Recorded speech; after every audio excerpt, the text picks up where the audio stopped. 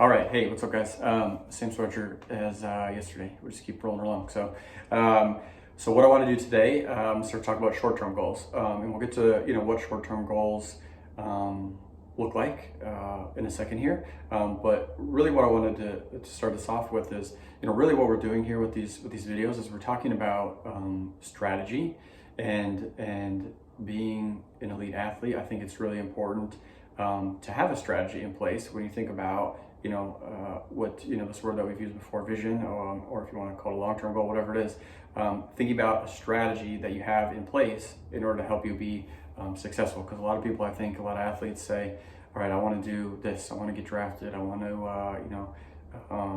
get signed to this college, whatever it is, but they don't have a strategy in place to help them achieve that goal or achieve that vision for themselves, right? So really, a lot of these concepts that I've been putting into these videos come down to is the specific parts that create a strategy, basically, right? So we've talked about vision, how important that is to think about, what you see yourself accomplishing in a given amount of time, or whatever that is. We talked about priorities. How do we sort of set priorities around our vision and our goals? How do we do things in a certain order to be most efficient and to help ourselves be more successful? Last time we talked about long-term goals, a long-term goal or multiple long-term goals, and how something like a long-term goal should be measurable. It should be something that you can track your progress along with. So now really what all those do is they're starting to be these different pieces of the puzzle when it comes to strategy, basically, right? So today I wanted to spend some time talking about short-term goals, which I think is really the meat of a strategy sometimes, because it's the things that you're doing day in and day out now in these short intervals, and we'll talk about intervals in a second, but in these short intervals that you're going to do, small little steps, right, that are going to help you in the end achieve the long-term goal that you set out for yourself, right? And this example that I've been using is somebody that has desires of getting drafted, right? They have 9 months, they want to get bigger, stronger, faster. That's their vision for themselves. What is their goal? They want to gain 15 pounds, they want to gain 20 pounds, they want to squat, another 50 pounds, they want to shave 2 tens off their 40, whatever this example can involve, but that's what our measurables are, our long-term goals. Okay, so how do we break that down so that we can actually end up achieving that in the given amount of time frame that we have? And that comes down to short-term goals. Okay, so when I said intervals before, what I think a lot of people struggle with when it comes to short-term goals is, first of all, they don't set realistic short-term goals, and they don't set goals that are obtainable, like truly obtainable, right? Things that can give them a win, things that they can actually check off the list and then move on to the next short-term goal. What I mean by that is, let's say we're using this example, right? Somebody that wants to gain 20 pounds in 9 months for the draft. If their first short-term goal, and they say, I want to do this in a month from now, is to gain those 20 pounds, that's probably not very realistic, and it's probably not obtainable. And 1 month is going to go by and you're going to say, shoot, I only gained 5 pounds. I didn't meet that short-term goal. That's going to set you back right away, because now you're going to be a little bit defeated. You're going to say, what's the point? I said 20, I want to gain 20 pounds. I couldn't even do that right away. How am I going to be successful in the long term? Well, it's because you didn't start off by setting a good, realistic, and obtainable short-term goal, right? So of course, if you're saying my first priority is I want to gain weight, this is my 20 pounds is my long-term goal, of course that's the good logical first short-term goal to create for yourself. But how about give yourself a win? So if we talk about intervals, what they look at the research is with short-term goals, 2 to 4 week intervals are usually the best intervals to give yourself. I like to stick to that 4 week time frame, because it's pretty clean, right? A month, you have 9 months. I'm going to set a goal every month along the way, or I have 1 year, whatever it is. I think 1 month is pretty clean. If your long-term goal is only 4 months away or 5 months away, then you might want to go down to 2 week intervals, as long as that's realistic. But in the grand scheme of things, for most people, especially if you have a decent amount of time to start to work on a goal that you have for performance or injury recovery, especially injury recovery, right? If you're saying ACL and you're talking about what's the next 12 months look like, let's take things 1 month at a time. But I like to stick to these 4 week long intervals. It gives yourself enough time to work on that short-term goal. It gives you, enough time to ebb and flow a little bit, because, progress, unfortunately, is not linear all the time. It's like a roller coaster. I like to tell people you're going to have lots of good wins. You might have some setbacks. It's going to go up and down. The hope is things continue to trend upward. But if you give yourself enough time, like a month or whatever, that's probably going to help you be a little bit more successful in the grand scheme of things, right? So we're talking about short-term goals. Intervals is the first big thing. So if you have a way that you're keeping track of this, and I'll maybe we'll talk about that in a separate video about how you can kind of actually track progress and things. But let's say you're using spreadsheet on Excel, or you're using a planner if you're somebody that likes to write things down, you're using a planner. If you're looking at whatever your time frame is, 9 months, 1 year from now, you're gonna break the first short-term goal down into 1 month. That's your interval, right? We're thinking about something that's realistic and obtainable, that's gonna help you meet your long-term goal, and then we've given it a priority, okay? So again, back to the example. I wanna gain 20 pounds in 9 months. I wanna gain whatever number I've been using is 15 pounds. In 9 months, all right, my first 1 month short-term goal is going to be, I would like to gain 3 pounds. Just stick with something that's really easy to give yourself a win. You got 9 months to do it. You'll work your way up. Start off with a good win, okay? 3 pounds in 1 month is probably pretty, I shouldn't say it's easy, because some people do struggle with that aspect. But if you're watching this and you're trying to be an elite athlete, I mean, I think that should be something that a lot of elite athletes can manage.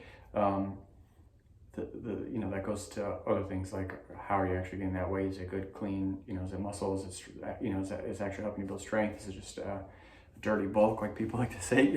Whatever. That aside, what I'm trying to get to is give yourself a win right away. So set something that's really realistic. So let's say, 1 month, if you only gained 3 pounds, well, hey, you still had a win there. You made a short-term goal. If you gained, 6 pounds, well, cool. I crushed that first short-term goal. I'm gonna keep making that a priority. I'm gonna keep working on it. But I had a really good win, and in fact, not only did I have a win with what my short-term goal was, but I'm almost at 50% of what my long-term goal is. It's that can help create good momentum going forward. So give yourself something that's going to give you a good win early on, so that can continue to help you want to create change and progress as you go forward. So 2 to 4 week intervals, something that's realistic and obtainable, and then giving priorities to something. And then I think really what you got to think about is kind of back to this idea of momentum. Like I said, when you're thinking about priorities, think about something that's going to help, like push you forward towards all of the long-term goals that you have, right? So with the same example, if you give gaining weight the number one priority, well, if we're gaining weight and that's muscle, right? Because we're eating right, we're working out, then more being bigger and getting stronger, or working your way to getting stronger, is going to help you then with that next goal, right? Of becoming stronger overall. And you're talking about what that measurable is with that long-term goal, but you'll start with a priority that's going to help lead to more momentum with your other priorities, right?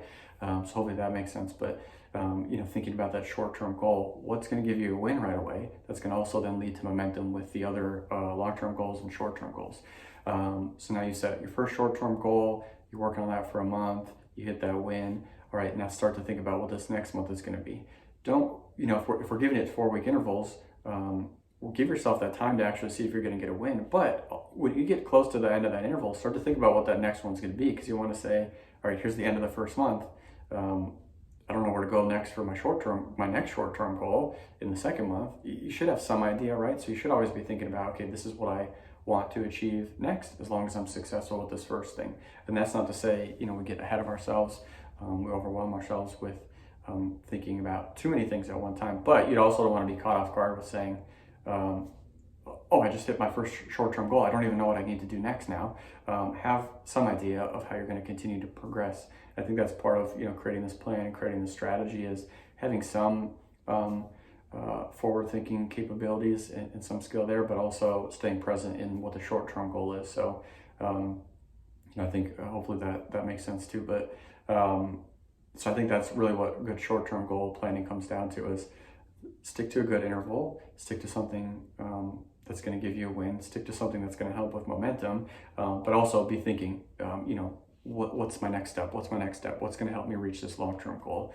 And if you're knocking out one short-term goal, and that's the first priority that you've done, and that's, let's say 3 months in, you've hit the long-term goal of gaining let's go back to weight gain. You want to gain 20 pounds. Let's say 3 months in of your 9-month time frame, you've hit that long-term goal already because you've worked on your short-term goals.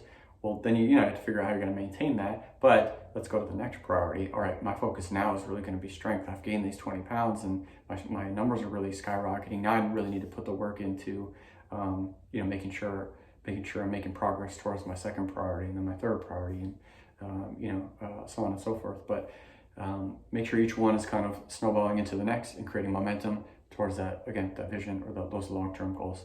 So hopefully that makes sense in terms of how we start to break down short-term goals. And I think it all comes down to what's the long-term goal, right? I can't sit here and say this is what a short-term goal has to be, because it's really all dependent on the long-term goal. I'm giving an example of what it could be, but again, it all comes back to you as an individual athlete, right?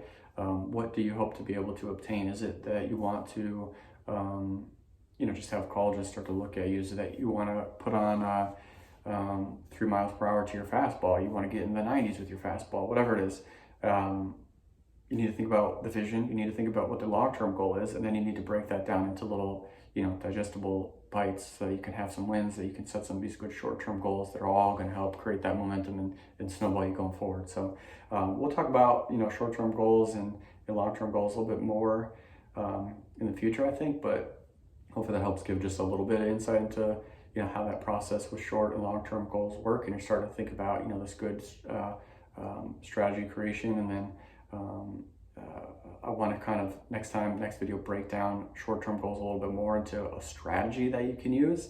So we'll talk about that next time. I like to use 2 strategies, so we'll discuss that in the next video.